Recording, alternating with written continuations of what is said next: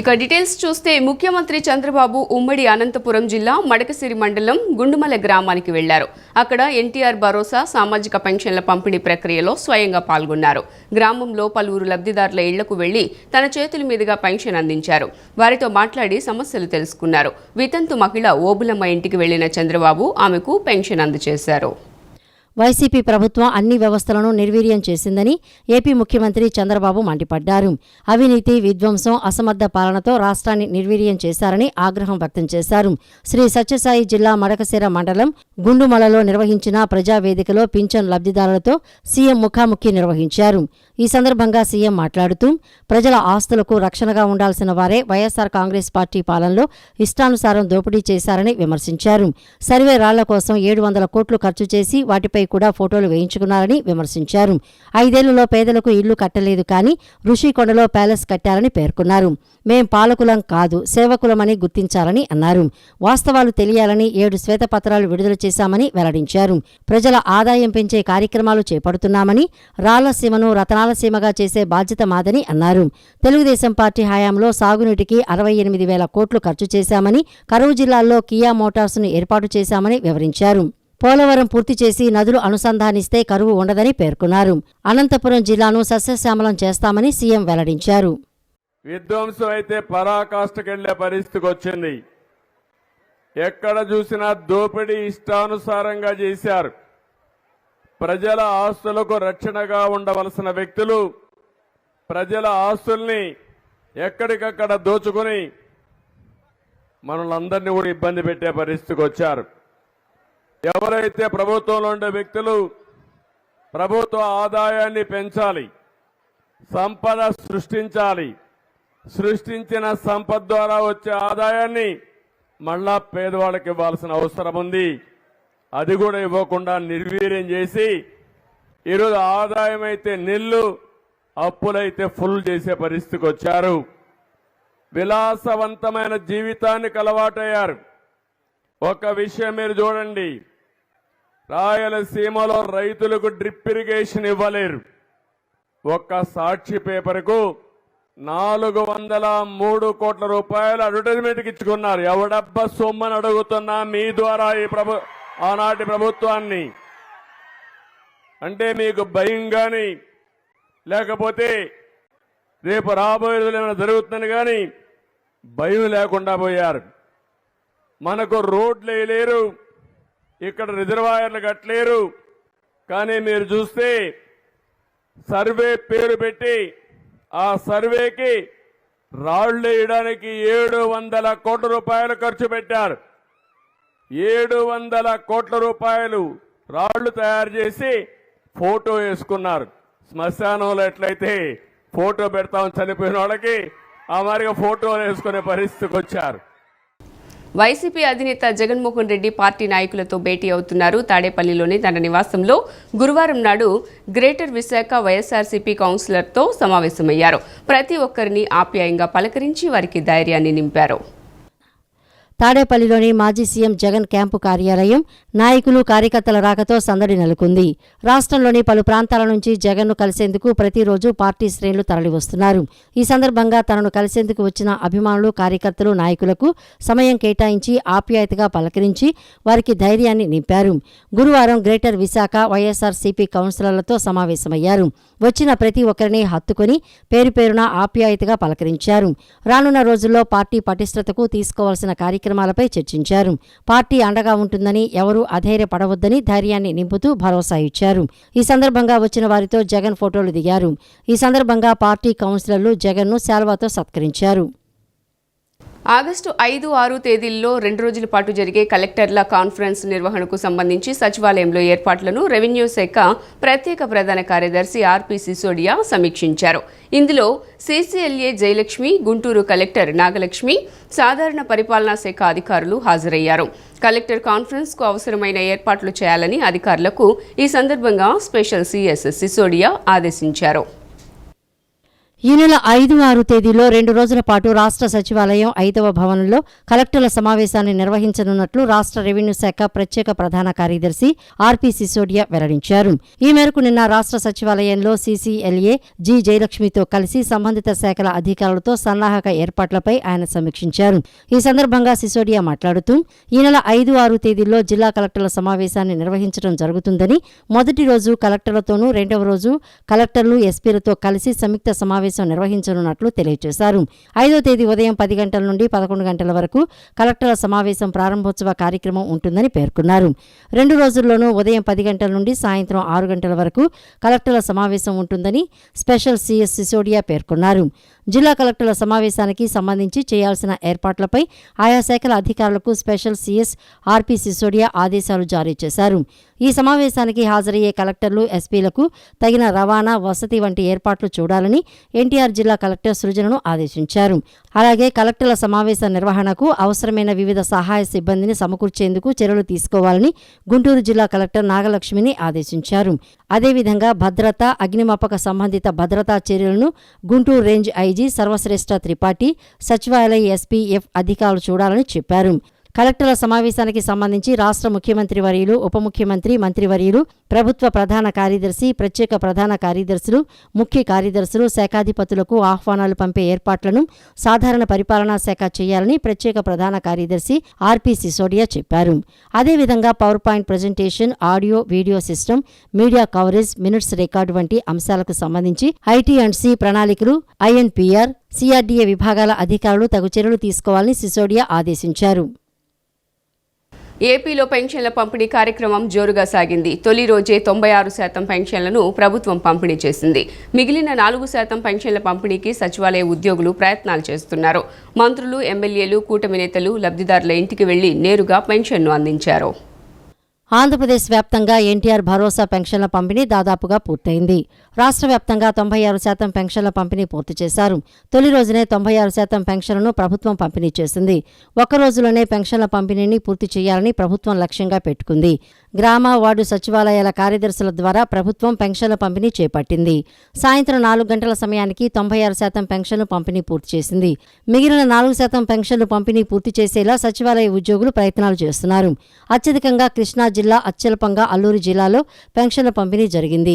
ఈ పెన్షన్ల పంపిణీ కార్యక్రమంలో మంత్రులు, ఎమ్మెల్యేలు, కూటమి నేతలు నేరుగా పాల్గొన్నారు. ఉదయం 6 గంటలకు పెన్షన్లు పంపిణీ ప్రారంభించగా 9 గంటలు అయ్యేసరికి 71% పూర్తయింది. రికార్డు స్థాయిలో కేవలం 3 గంటల్లోనే సగానికి పైగా పింఛన్లు పంపిణీ పూర్తి చేశారు. గతంలో ఎన్నడూ లేని విధంగా రికార్డు స్థాయిలో పింఛన్లను పంపిణీ చేయడంపై ప్రజలు ఆనందం వ్యక్తం చేస్తున్నారు. పింఛన్ల పంపిణీలో మంత్రులు, ఎమ్మెల్యేలు పాల్గొన్నారు. Welcome back. గుంటూరు జిల్లా తెనాలి నియోజకవర్గంలోని కొల్లిపర మండలంలో రాష్ట్ర పౌర సరఫరాల శాఖ మంత్రి నాదెండ్ల మనోహర్ పెన్షన్ పంపిణీ చేశారు. చక్రాయపాలెం, చెముడుబాడు, దావులూరు, తూములూరు, కొల్లిపర తదితర గ్రామాల్లో స్వయంగా పర్యటించిన ఆయన ఎన్టీఆర్ భరోసా పెన్షన్ పంపిణీ చేసిన అనంతరం మంత్రి మనోహర్ ప్రజలు ఎదుర్కొంటున్న సమస్యలను అడిగి తెలుసుకున్నారు.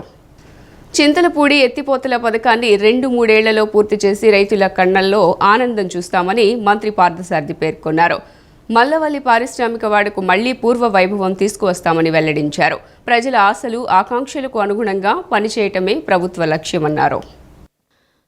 చింతలపూడి ఎత్తిపోతల పథకాన్ని త్వరలోనే పూర్తి చేసి నూజివీడు ప్రాంత రైతుల కళ్లలో ఆనందం చూస్తామని రాష్ట్ర సమాచార, పౌర సంబంధాల, గృహ నిర్మాణ శాఖ మంత్రి కొలుసు పార్థసారథి చెప్పారు.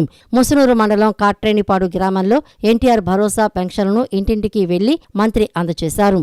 ఈ సందర్భంగా స్థానిక ఎంపీపీ పాఠశాలలో ఏర్పాటు చేసిన కార్యక్రమంలో మంత్రి పార్థసారథి మాట్లాడుతూ సాగునీటి ప్రాజెక్టులపై గత ప్రభుత్వం నిర్లక్ష్య ధోరణితో రాష్ట్రాన్ని నాశనం చేసిందని తెలిపారు.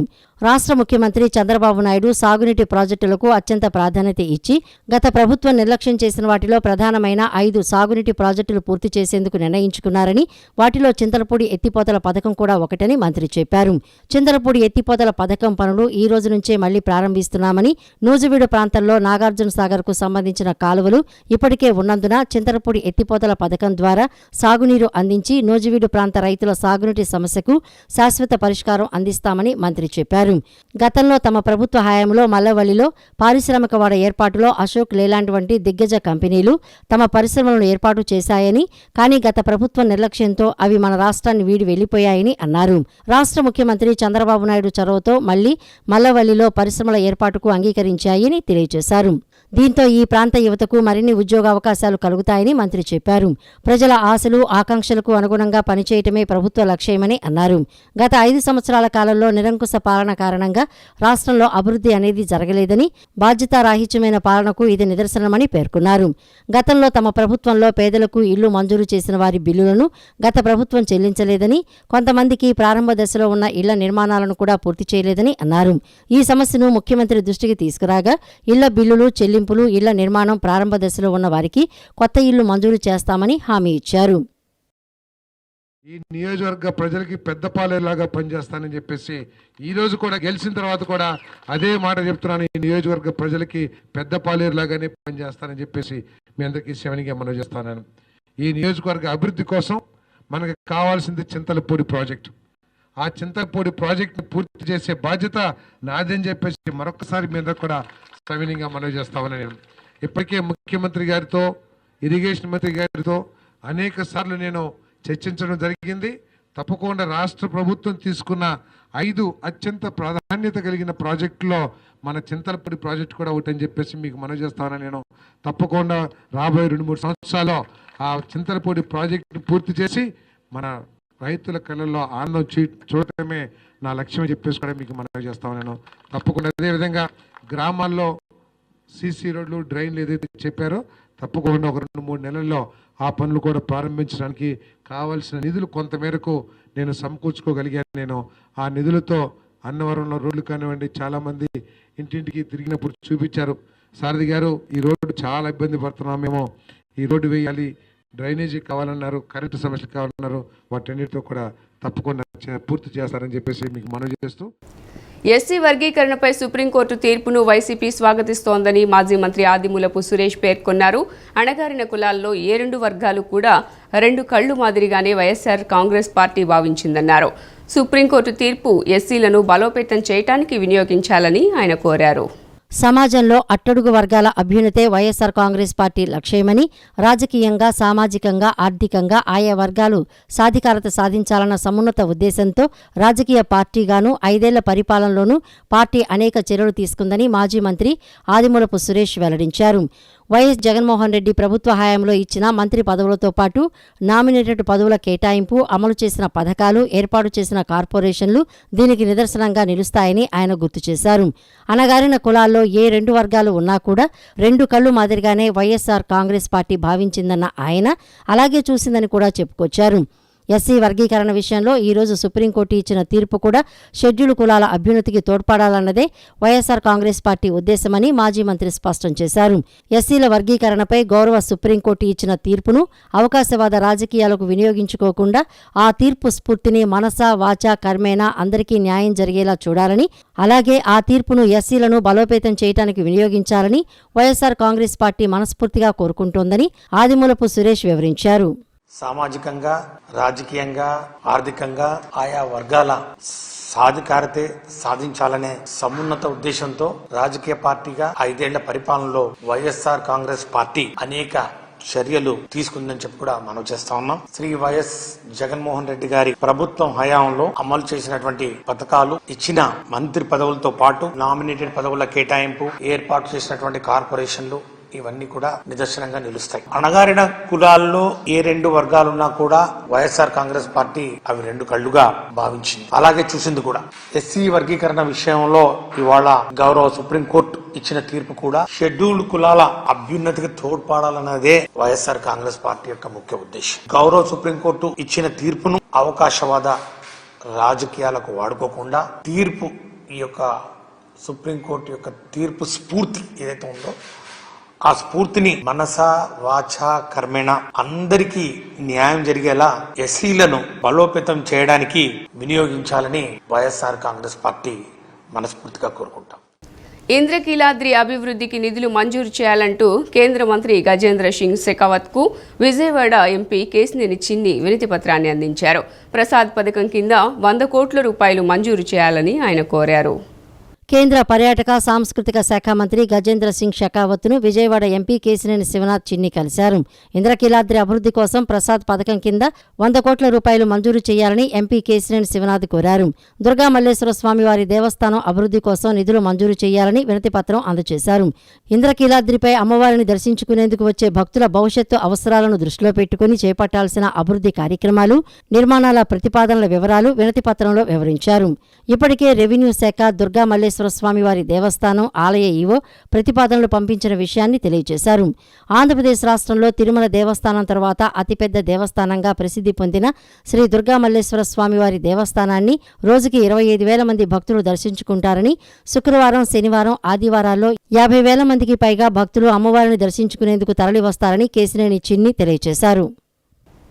Welcome back. తెలుగుదేశం పార్టీ కేంద్ర కార్యాలయంలో మాజీ మంత్రి దేవినేని ఉమామహేశ్వరరావు, ఎమ్మెల్సీ భూమిరెడ్డి రామ్ గోపాల్ రెడ్డి గ్రీవెన్స్ కార్యక్రమాన్ని నిర్వహించారు. గత ప్రభుత్వ అరాచకాల వల్ల నష్టపోయిన బాధితులు పెద్ద ఎత్తున తరలివచ్చారు. గుంటూరు జిల్లా మంగళగిరిలోని టీడీపీ కేంద్ర కార్యాలయంలో గ్రీవెన్స్ కార్యక్రమాన్ని నిర్వహించారు. ఈ కార్యక్రమంలో మాజీ మంత్రి దేవినేని ఉమామహేశ్వరరావు, ఎమ్మెల్సీ భూమిరెడ్డి రామ్ గోపాల్ రెడ్డి పాల్గొన్నారు. ఈ సందర్భంగా గత ప్రభుత్వ అరాచకాల వల్ల నష్టపోయిన బాధితులు పెద్ద ఎత్తున తరలివచ్చారు. తమ సమస్యలను వారు దరఖాస్తుల రూపంలో నేతలకు అందించారు. అలాగే తెలుగుదేశం హయాంలో ఎస్సీలకు ఇచ్చిన ఇన్నోవా వాహనాలను వైఎస్ఆర్సీపీ ప్రభుత్వం సీజ్ చేయించిందని బాధితులు ఆవేదన వ్యక్తం చేశారు. తమ వాహనాలు మళ్లీ వెనక్కి ఇప్పించేలా చర్యలు తీసుకోవాలని నేతలను కోరారు. వారి సమస్యలు తెలుసుకున్న నేతలు అండగా ఉంటామని హామీ ఇచ్చారు. ఈ క్రమంలోనే జిల్లా స్థాయి అధికారులతో నేతలు ఫోన్లో మాట్లాడి సమస్యల పరిష్కారం దిశగా చర్యలు తీసుకోవాలని అన్నారు. ప్రజా దర్బారుకు వచ్చే వాళ్లంతా పెద్దిరెడ్డి రామచంద్రారెడ్డి, వైఎస్ఆర్సీపీ నేతల బాధితులేనని నేతలు వెల్లడించారు. ఉదయం నుంచి వచ్చిన బాధితులంతా కూడా పొంగనూరు, పెద్దారెడ్డి, పెద్దిరెడ్డి అక్కడ ఆ భూభాగా తోతాల దగ్గర నుంచి, భూ ఆక్రమణలు, భూదోపిడి నుంచి ప్రతిరోజు కూడా ఇచ్చే ప్రతి అప్లికేషన్లో కూడా ఈ బాధితుల సంఖ్య కనపడతా ఉంది. వచ్చిన బాధితులంతా కూడా వైసీపీ ప్రభుత్వ హయాంలో మా భూములు లాక్కున్నారు, మా పొలాలు లాక్కున్నారు, మాకు వచ్చే డబ్బులు లాక్కున్నారు అనే కంప్లైంట్లే అధికంగా ఉన్నాయి. తప్పకుండా ఇవన్నీ కూడా మరి పార్టీ కార్యాలయంలో అన్నీ కూడా తీసుకొని సంబంధిత అధికారులకి పంపించడం జరుగుతుంది. మరి ముఖ్యమంత్రి గారే స్వయంగా చంద్రబాబు నాయుడు గారే మరి ప్రతి శనివారం కూడా మరి పార్టీ కార్యాలయంలో ఈ తీసుకునే కార్యక్రమాలను కూడా మరి ఎక్కడికక్కడ తీసుకొని బాధ్యత గల మంత్రులు, శాసనసభ్యులు, ఎమ్మెల్సీలు, పార్టీ నాయకులందరూ కూడా మంగళగిరి పార్టీ కార్యాలయంలో ప్రతిరోజు కూడా ఉదయం 10 గంటలకల్లా ప్రజలకు అందుబాటులో ఉండి వచ్చే ప్రతి అర్జీని కూడా తీసుకొని సంబంధిత శాఖలకి, సంబంధిత అధికారులకు పంపిస్తున్నాం. ఇప్పటికైనా జగన్ రెడ్డి కుట్రపూరిత రాజకీయాలకి ఫుల్ స్టాప్ పెట్టాలి. తెలుగుదేశం ప్రభుత్వం అధికారంలో ఉన్నప్పుడు 2014-19 మధ్యకాలంలో 2,000 రూపాయలకు పెంచడం జరిగింది. జగన్మోహన్ రెడ్డి గారు ఏడాదికి 2,250 రూపాయలు పెంచుతూ పోతూ దాన్ని 3,000కు శ్రీకారం చుట్టడం జరిగింది. పెన్షన్లను ప్రారంభించింది ఆంధ్రప్రదేశ్లో స్వర్గీయ నందమూరి తారక రామారావు గారు. దాన్ని ఈరోజు 4,000 రూపాయల వరకు సామాజిక పెన్షన్లను పెంచుతూ, అదేవిధంగా వికలాంగులకు, వృద్ధులకు, 100% వైకల్యం ఉన్న వారికి 15,000 రూపాయల వరకు పెన్షన్ సొమ్మును అందజేస్తూ పేద, బడుగు, బలహీన వర్గాల కుటుంబాల్లో వారి ఆర్థిక స్థితిగతులు ఇబ్బంది పడుకోకుండా, వారి కుటుంబ జీవనం ఇబ్బంది పడుకోకుండా ఈరోజు మాన్య ముఖ్యమంత్రి వర్యులు నందమూరి నారా చంద్రబాబు నాయుడు ఆధ్వర్యంలో పేదలందరికీ కూడా సంక్షేమాన్ని ఇంటి వద్దకి తీసుకొని పోవడం జరుగుతుంది. పేద విద్యార్థులు, అనాథుల చదువుకోవడానికి చేసే ఆర్థిక సహాయంలోనే తనకు మానసిక సంతృప్తి ఉందని ప్రముఖ న్యాయవాది కలపాల వెంకటరమణ అన్నారు. ప్రతి ఒక్కరూ తమ జన్మదినాల కోసం హంగులు, ఆర్భాటాలు చేయకుండా సంపాదించిన దాంట్లో కొంతైనా సమాజ సేవకు వినియోగించాలని పిలుపునిచ్చారు. కృష్ణా జిల్లా గన్నవరంలో ప్రముఖ న్యాయవాది కలపాల వెంకటరమణ జన్మదిన వేడుకలు ఘనంగా నిర్వహించారు. విద్యానగర్లోని తన నివాసం వద్ద టీడీపీ నాయకులు, పట్టణ ప్రముఖులు, అభిమానులు, పేదల మధ్య కేక్ కట్ చేశారు. వెంకట్రమణకు పుష్పగుచ్చాలు అందజేసి శాల్వాలు కప్పి జన్మదిన శుభాకాంక్షలు తెలియజేశారు. జన్మదినం రోజున 10 మందికి ఉపయోగపడే కార్యక్రమాలు చేయాలనే ఉద్దేశంతో అనాథ పిల్లల ఆశ్రమాలకు, పేద విద్యార్థులకు నిత్యావసర వస్తువులు, దుస్తులు, కళాశాల, పాఠశాల విద్యార్థులకు పుస్తకాలు, బస్ పాసులు పంపిణీ చేశారు. పేద విద్యార్థులు, అనాథులు చదువుకోవడానికి చేసే ఆర్థిక సాయంలోనే తనకు మానసిక సంతృప్తి ఉందని న్యాయవాది వెంకట్రమణ అన్నారు. సిటీ న్యూస్ ఇంతటితో సమాప్తం. తిరిగి వార్తల్లో మళ్ళీ కలుద్దాం. అంతవరకు సెలవు. నమస్కారం.